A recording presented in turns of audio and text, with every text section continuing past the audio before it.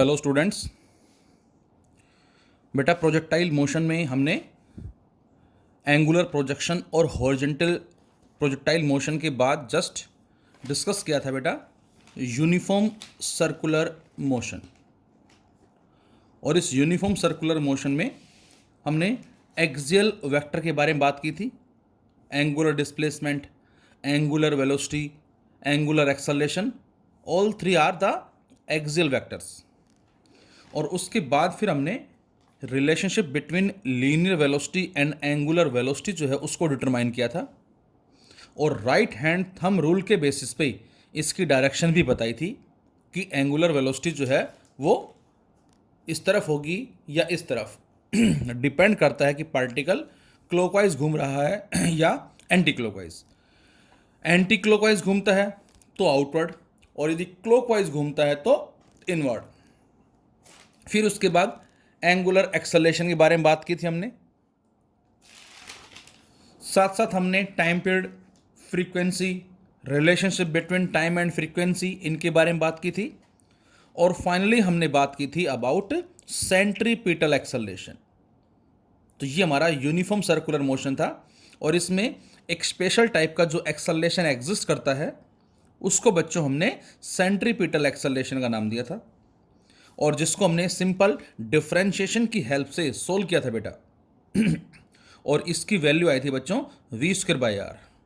और ये एक्सेलरेशन में जो माइनस साइन आया था यहाँ, this negative sign shows that this acceleration acts inward the centre, centre की तरफ लगता है, इस तरफ घूम रहा है तो इसकी डायरेक्शन जो हम लेते हैं वो टुवर्ड्स द सेंटर लेते हैं।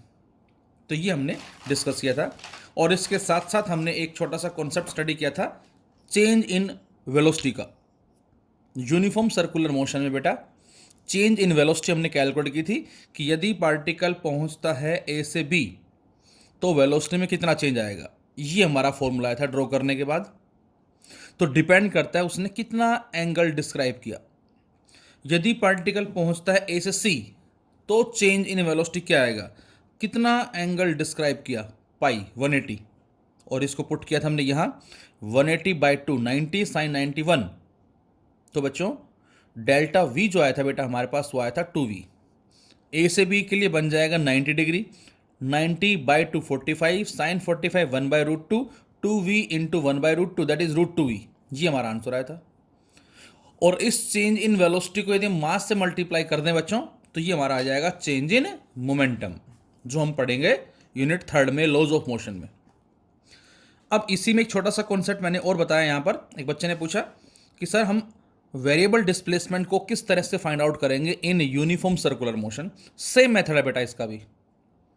r1 vector, this is r2 vector, और ये r1 है, ये हमने ले लिया डेल्टा r। तो बेटा इसका और इसका r2 आ जाएगा रिजल्टेंट। सेम वेक्टर कॉन्सेप्ट लगाया, r1 वेक्टर प्लस में delta r vector equal to r2 vector. So delta r vector equal to r2 vector minus r1 vector. ये सेम बच्चों यही आ गया, delta v vector equal to v2 vector minus v1 vector. Same उसी तरह से ये आ गया। अब डायरेक्ट इसी तरह से मैंने लिख दिया कि इसका जो रिजल्ट होगा बेटा वो आएगा 2r sin θ/2। पार्टिकल पहुंचता है ए से बी तो 90 डिग्री एंगल को डिस्क्राइब कर लेगा, पुट कर देंगे यहाँ। पार्टिकल पहुंचता है ए से सी तो उस केस में, और ये मैंने आपको बताया भी था 1D के अंदर, हालांकि इसको इस फॉर्मूले से ड्रॉ कर सकते हैं या इसको डायरेक्ट भी मैंने बताया था कि हम उन पॉइंट्स को ज्वाइन कर देंगे डायरेक्ट एक स्ट्रेट लाइन से, और वही हमारा डिस्प्लेसमेंट वेक्टर के रेस्पेक्ट में रिजल्ट आया था। बच्चों अब हमारे पास आता है नॉन यूनिफॉर्म सर्कुलर मोशन। तो इससे पहले मैं एक बार फिर से आपको बताना चाहूंगा कि यूनिफॉर्म सर्कुलर मोशन किसको नाम दिया था बेटा हमने कल। तो आंसर है whenever any particle moves in a circular path with a constant speed then it achieve equal distance within equal intervals of time. Such type of motion denotes the uniform circular motion. तो बच्चों कल हमने बात की थी कि uniform circular motion वो motion होगा बेटा जिसमें पार्टिकल कांस्टेंट स्पीड से सर्कुलर पाथ में मूव कर रहा है। कांस्टेंट स्पीड का मतलब हर जगह उसकी जो रफ्तार है वो सेम है, से 2 मीटर पर सेकेंड। जैसे एग्जांपल भी लिया था हमने, यहाँ रफ्तार है 2 मीटर पर सेकेंड, यहाँ भी 2 मीटर पर सेकेंड, यहाँ भी 2 मीटर पर सेकेंड, यहाँ भी 2 मीटर पर सेकेंड, यहाँ भी 2 मीटर पर सेकेंड। तो इसको हमने यूनिफॉर्म सर्कुलर मोशन का नाम दिया था। लेकिन हमने बात की थी कि बेटा यहाँ डायरेक्शन लगातार चेंज हो रही है। इसका मतलब वेलोसिटी जो कि वेक्टर क्वांटिटी है, जो कि डायरेक्शन में डिपेंड करती है, वो चेंज हो रही है। और यदि वेलोसिटी चेंज हो रही है तो इसको हम एक्सेलरेटेड मोशन का भी नाम दे सकते हैं। ये हमने स्टडी किया था कल। अब जरा देखें नॉन यूनिफॉर्म सर्कुलर मोशन। अब बच्चों जो नॉन यूनिफॉर्म सर्कुलर मोशन है, इसमें स्पीड जो है बेटा वो कांस्टेंट नहीं होती। हर एक इंस्टेंट पे स्पीड जो है वो अलग अलग है, मे बी इंक्रीज हो गई या डिक्रीज हो गई। तो इस तरह के मोशन को बेटा हमने नॉन यूनिफॉर्म सर्कुलर मोशन का नाम दिया है। ये हमारा नॉन यूनिफॉर्म सर्कुलर मोशन जो वो कहलाएगा यहाँ से। अब यूनिफॉर्म सर्कुलर मोशन में जो एक्सेलरेशन था उसको हमने सेंट्रीपिटल एक्सेलरेशन का नाम दिया था बच्चों। अब यहाँ देखें जरा कि एक्सेलरेशन जो है वो कौन सा होगा और उनमें क्या क्या कंडीशंस होंगी, and these conditions are very important. बस यदि आप ये दो कॉन्सेप्ट समझ गए, ये और ये, तो आप किसी भी मोशन को ऑब्जर्व करके देख कर बता सकते हैं कि वो यूनिफॉर्म होगा या नॉन यूनिफॉर्म होगा। तो उसके लिए ये पता होना चाहिए कि सेंट्रीपिटल एक्सेलरेशन का काम क्या होता है, और जो दूसरा एक्सेलरेशन एग्जिस्ट करता है जिसको हम नाम देने वाले हैं टेंजेंशियल एक्सेलरेशन का, इसका काम क्या होता है। So let us start. Uniform, non uniform circular motion and tangential as well as centripetal acceleration. तो बेटा यहां से एक पार्टिकल जो है सर्कुलर पाथ में मूव कर रहा है विद ए वेरिएबल स्पीड, जो स्पीड चेंज हो रही है। तो इसका मतलब इस पॉइंट पे, किसी भी इंस्टेंट पे, जो सेंट्रीपिटल एक्सेलरेशन होगा बेटा वो होगा इनवर्ड द सेंटर, और इसके साथ साथ उसकी जो वेलोसिटी की डायरेक्शन है वो अलोंग द टेंजेंट लेते हैं हम कुछ इस तरह से। और इस टेंजेंट के अलोंग जो एक्सेलरेशन है बच्चों, इसको हमने नाम दिया क्या, that is tangential acceleration, AT। So AT denotes tangential acceleration and AC denotes centripetal acceleration, या हो सकता है किसी बुक में इसको AR लिखा हो। This AR is known as radial acceleration. इसको सेंट्रीपिटल एक्सेलरेशन भी बोलते हैं और बच्चों इसको रेडियल एक्सेलरेशन भी बोलते हैं, मीनिंग दोनों का सेम होगा।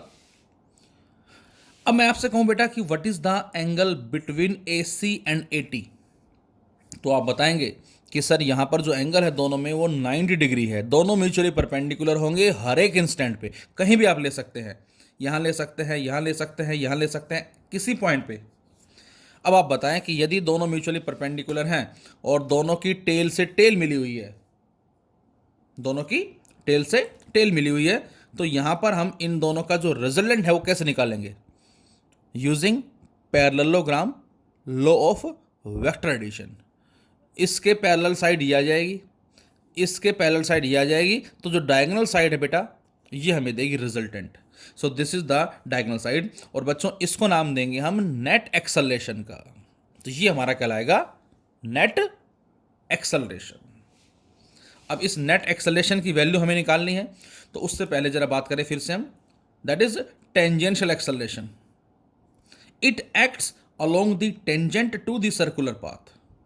जैसे मैंने बताया अभी आपको कि ये अलोंग द टेंजेंट एग्जिस्ट करेगा in the plane of the circular path. ये बात भी ध्यान रहे, प्लेन ऑफ सर्कुलर पाथ का मतलब बेटा क्या है कि ये सर्कुलर पाथ कुछ ऐसे है, ये प्लेन मान लेते हैं, और टेंजेंट ऐसे है, क्योंकि हमने मोमेंट ऑफ इनर्शिया के आगे कॉन्सेप्ट पढ़ने हैं और उसमें सर्कुलर पाथ ये है कुछ इस तरह से, तो ये टेंजेंट इसके प्लेन के पैरेलल होगा। लेकिन बच्चों ये भी टेंजेंट है, ये भी टेंजेंट है, लेकिन ये टेंजेंट इसके प्लेन के परपेंडिकुलर है। तो यहाँ इसकी बात हो रही है कि जो टेंजेंट ड्रॉ करेंगे, ये भी ध्यान रखना आपको, ये होगा उस सर्कुलर पाथ के प्लेन के पैरेलल। और इस AT की वैल्यू क्या होगी, R अल्फा। और ये भी हम आई थिंक पहले बात कर चुके हैं, relationship between linear acceleration and angular acceleration. तो ये वही हमारा लीनियर एक्सेलरेशन ही है बच्चों, A is equal to R alpha, जो हमने यूनिफॉर्म सर्कुलर मोशन में जो ड्रॉ किया था बेटा हमने, दिस वन, ये हमने जो कल ड्रॉ किया था यूनिफॉर्म सर्कुलर मोशन में, ये वही है, A is equal to R alpha. अब बच्चों अल्फा क्या होगा यहाँ? Alpha, this is the angular acceleration. यदि मुझे इस डायग्राम में अल्फा को शो करना है तो मैं कहाँ शो करूँगा? तो आंसर है कि हम घूम रहे हैं कैसे? Anti clockwise. तो थंब किस तरफ? आउटवर्ड है। तो यहाँ जो अल्फा होगा बेटा ये आउटवर्ड होगा। तो यहाँ पर AC हो गया, AT हो गया और अल्फा भी हो गया। AC इधर है, AT इधर है और अल्फा इस तरफ है। लेकिन फिलहाल हमें यहाँ अल्फा से मतलब नहीं है। क्यों? क्योंकि ऑलरेडी जो अल्फा है बेटा वो आ गया हमारा किसके साथ? वो इस A के साथ आ रहा है, इस टेंजेंशियल एक्सेलरेशन के साथ आ रहा है, इस लीनियर एक्सेलरेशन के साथ आ रहा है। तो डायरेक्ट हम इस AT और AC का ही रिलेशन ड्रॉ कर लेंगे। ये ऑलरेडी इस रिलेशन में शामिल है। अब सबसे जो इंपॉर्टेंट बात जो मैंने रेड पेन से लिखी हुई है ये आपको याद रखनी है। यदि ये बात याद रही आपको तो इसके क्वेश्चंस करना हमारे लिए इजी होगा। इस टेंजेंशियल एक्सेलरेशन का मेन काम क्या होता है बेटा? तो आंसर है इसका मेन पर्पज होता है क्या? The magnitude of linear velocity. It governs the, और we can say it changes the magnitude of linear velocity. आइए कहें स्पीड। स्पीड के मैग्नीट्यूड को वेरी करना, चेंज करना, गवर्न करना, ये इसका काम है। फिर से इसका जो मेन पर्पज है बेटा वो क्या है? इसका मेन पर्पज है स्पीड को चेंज करना। रफ्तार 2 मीटर पर सेकंड है, वो हो गई 4 मीटर पर सेकंड, वो हो गई 6 मीटर पर सेकंड, वो हो गई 10 मीटर पर सेकंड। इसका मतलब क्या हो रही है? वो इंक्रीज हो रही है। मे बी इंक्रीज हो या डिक्रीज हो, नो मैटर, लेकिन चेंज करना है। जैसे मैंने डायग्राम में दिखाया, डायग्राम में देखो यहां मैंने एक छोटा एरो लगाया है, स्पीड कम है। यहां एरो थोड़ा बड़ा कर दिया, कोई मान लें क्लॉकवाइज और एंटी क्लॉकवाइज, नो मैटर। यहां एरो और बड़ा और यहां एरो और बड़ा। तो यहां इस डायग्राम में मैंने सभी एरो की जो लेंथ है वो अलग अलग दिखाई है, जबकि यूनिफॉर्म सर्कुलर मोशन में सभी एरो की लेंथ बराबर होती है, जबकि यहां पर अलग अलग है। इसका मतलब यहां पर हर एक पॉइंट पे स्पीड बेटा क्या हो रही है? इंक्रीज हो रही है। यदि आप चलते हैं क्लॉकवाइज, एंटी क्लॉकवाइज की बात करें सपोज यदि हम, तो उस केस में हम डायग्राम कुछ ऐसे बना देंगे, इस तरह से। एक एरो यहां लगाया, एक एरो यहां लगा दिया, एक एरो यहां लगा दिया, एक एरो यहां लगा दिया। इस तरह से यहां भी आप छोटे बड़े एरो दिखा सकते हो। तो यहां से हम कह सकते हैं इसका मेन पर्पज है स्पीड को चेंज करना, गवर्न करना। And this AT is non zero which is equal to R alpha, या इस AT को हम dV/dt भी लिखते हैं बच्चों। इसको आर अल्फा भी लिखते हैं और इसको dV/dt भी लिखते हैं। और मेन पर्पज क्या है बेटा? मैग्नीट्यूड ऑफ लीनियर वेलोसिटी को चेंज करना।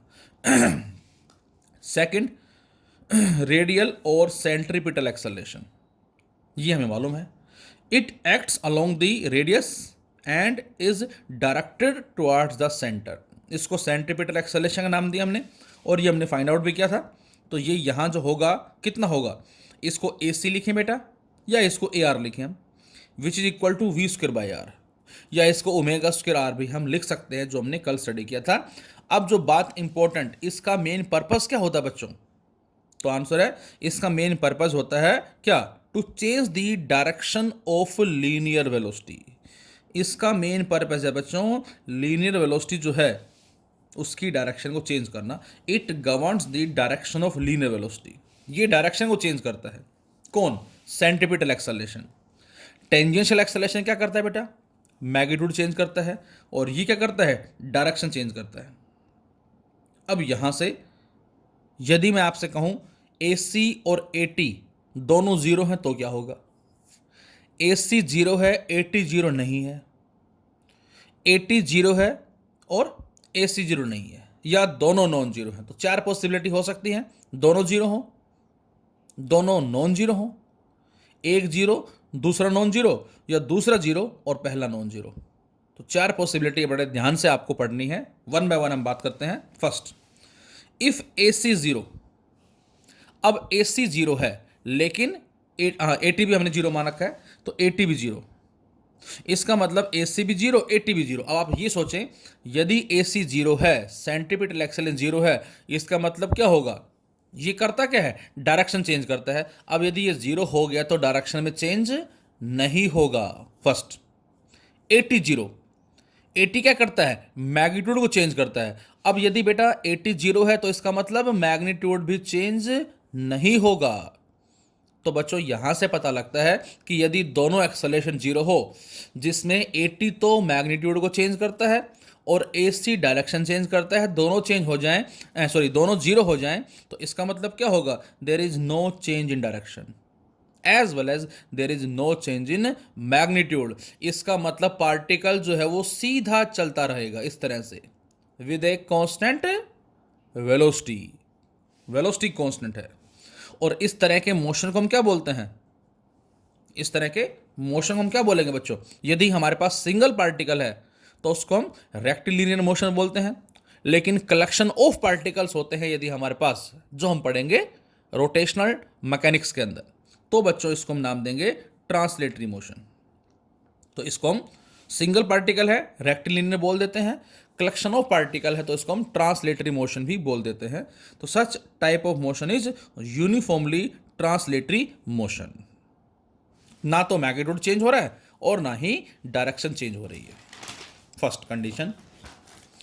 सेकंड कंडीशन, यदि बच्चों मैं आपसे कहता हूं बेटा कि ए आर जीरो है, मतलब सेंट्रीपिटल एक्सेलरेशन जो है वो तो जीरो है, लेकिन टेंजेंशियल एक्सेलरेशन जीरो नहीं है। अब आप ये सोचें कि यदि सेंट्रीपिटल एक्सेलरेशन जीरो है, इसका काम है क्या, इसका काम है बच्चों डायरेक्शन को चेंज करना। और यदि ये जीरो है, इसका मतलब no change in direction, direction में चेंज नहीं आ रहा। 80 नॉन जीरो है, इसका मतलब मैग्नीट्यूड चेंज हो रहा है, मैग्नीट्यूड चेंजेज। अब यदि मैग्नीट्यूड चेंज होगा तो इसका मतलब स्पीड चेंज होगी, और स्पीड चेंज होगी इसका मतलब इसको हम एक्सेलरेटेड या रिटार्डेड मोशन का नाम दे सकते हैं। भाई स्पीड अप हो रहा है या स्पीड डाउन हो रहा है और डायरेक्शन चेंज नहीं हो रही, इसका मतलब अगेन पाथ स्ट्रेट लाइन ही होगा, लेकिन एक्सेलरेटेड या रिटार्डेड मोशन बोलेंगे, मतलब स्पीड अप हो रहा है या स्पीड डाउन हो रहा है। तो ये हमारा accelerated as well as retarded translatory motion को रिप्रेजेंट करेगा। See, a r is non zero, a t zero, मतलब सेंट्रीपिटल एक्सेलरेशन नॉन जीरो है लेकिन टेंजेंशियल एक्सेलरेशन जीरो है। अब बच्चों टेंजेंशियल एक्सेलरेशन यदि जीरो है तो इसका मतलब क्या होगा, इसका काम है मैग्नीट्यूड चेंज करना, तो इसका मतलब मैग्नीट्यूड चेंज नहीं होगा। एसी नॉन जीरो है, मतलब डायरेक्शन चेंज होगी, तो मैग्नीट्यूड चेंज ना हो डायरेक्शन चेंज होगी। And such type of motion denotes the uniform circular motion. तो यही हमने स्टडी किया था बच्चों। तो ये हमारी कंडीशन कहलाती है यूनिफॉर्म सर्कुलर मोशन के लिए, जिसमें डायरेक्शन लगातार चेंज होगी लेकिन स्पीड जो है वो कांस्टेंट रहेगी, उसमें चेंज नहीं आएगा। तो this is the uniform circular motion. और यदि दोनों के दोनों नॉन जीरो हैं तो क्या होगा, दोनों के दोनों यदि नॉन जीरो हैं इसका मतलब क्या है बेटा, इसका मतलब डायरेक्शन भी चेंज होगी एज वेल एज स्पीड भी चेंज होगी, और ये हम स्टडी कर ही रहे हैं क्या, that is non uniform circular motion. तो ये हमारा कहलाएगा नॉन यूनिफॉर्म सर्कुलर मोशन। अब आप बताएं फटाक से फिर से, इस 80 का काम क्या होता है बेटा, मैग्नीट्यूड को चेंज करना। एसी का काम क्या होता है, डायरेक्शन को चेंज करना।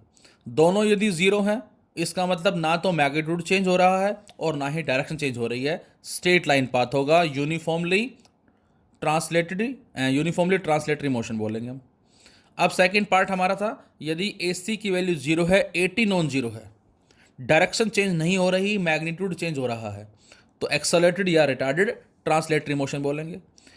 एसी जीरो नहीं है, 80 जीरो है, इसका मतलब डायरेक्शन चेंज हो रही है लेकिन मैग्नीट्यूड चेंज नहीं हो रहा, स्पीड कांस्टेंट है, यूनिफॉर्म सर्कुलर मोशन। और दोनों नॉन जीरो है तो ये हमारा नॉन यूनिफॉर्म सर्कुलर मोशन होगा। तो अब बताएं फटाक से कि जो रिजल्टेंट एक्सेलरेशन होगा दोनों का नॉन यूनिफॉर्म एक्सेलरेशन में वो कितना होगा, नॉन यूनिफॉर्म सर्कुलर मोशन में। So the resultant acceleration will be equal to AC का स्क्वायर प्लस 80 का स्क्वायर प्लस 2 AC 80 cos 90 और इस सारे का अंडर रूट।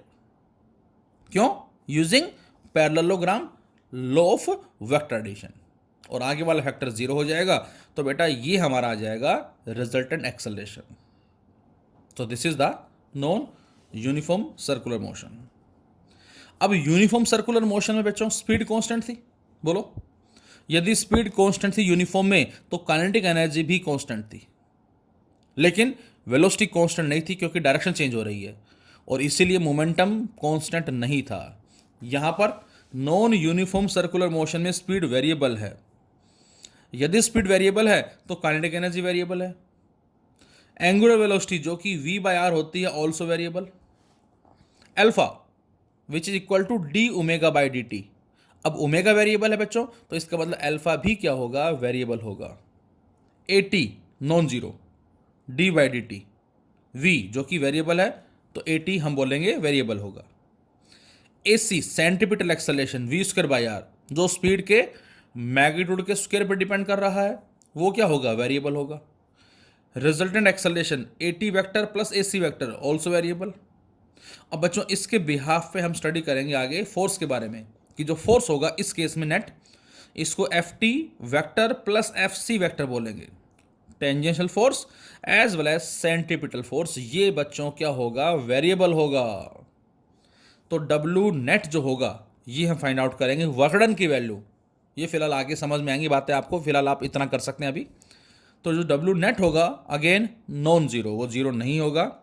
हाँ, डब्ल्यू एफ सी जीरो होगा, मतलब जो वर्कडन है बच्चों ड्यू टू सेंट्रीपिटल फोर्स ये जीरो होता है। अब ये हम स्टडी करेंगे ये जीरो क्यों होता है, क्योंकि centripetal force inward the centre है और पार्टिकल जा इस तरफ रहा है, दोनों म्यूचुअली परपेंडिकुलर है। अब म्यूचुअली परपेंडिकुलर है तो वर्कडन होता है F S cos theta cos 90 cos 90 zero.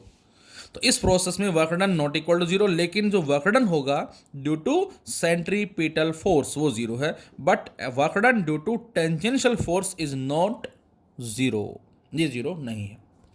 अब जरा एक छोटा सा क्वेश्चन ले लेते हैं फटाफट से, इसको पढ़ के देखें जरा। A cyclist is riding with a speed of 27 kilometre per hour. कोई साइक्लिस्ट है वो राइडिंग कर रहा है 27 किलोमीटर पर आवर की रफ्तार से। As he approaches a circular turn, जैसे वो किसी सर्कुलर टर्न के पास पहुंचा on the road of radius 80 metre, he applies brakes, और उसने ब्रेक्स अप्लाई किए, and reduces his speed at a constant rate of 0.5 metre per second. ये बात थोड़ा सा ध्यान से देखें आप। Find the magnitude of net acceleration of the cyclist.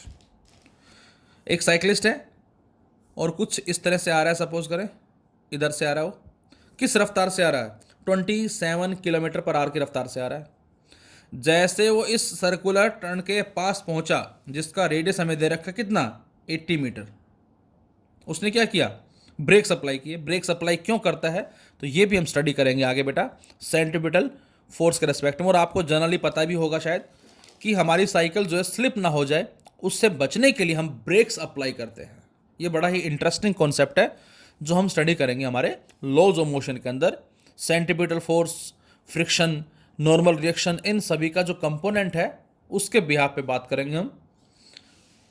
हर किसी टर्न के ऊपर आपने कभी ऑब्जर्व भी किया होगा कि जो बाहर की जो रोड होती है वो स्लाइटली उठी हुई होती है, कुछ इस तरह से हल्की सी। तो इसका भी हम बड़ा ही इंटरेस्टिंग कॉन्सेप्ट लेके बात करेंगे कि ऐसा क्यों होता है। तो यहां से बेटा v हमें दे रखी है 27 किलोमीटर पर आवर को मैंने कन्वर्ट कर लिया 15/2 मीटर पर सेकेंड में, बाय मल्टीप्लाइंग 5/18, और उसके बाद रेडियस हमें दे रखा है। अच्छा, उसके साथ साथ मैं आपसे कहूं कि what is the value of centripetal acceleration, तो बेटा इसको v²/r की हेल्प से फाइंड आउट कर सकते हैं आप, और ये आ जाएगा 0.7 मीटर पर सेकेंड स्क्वायर।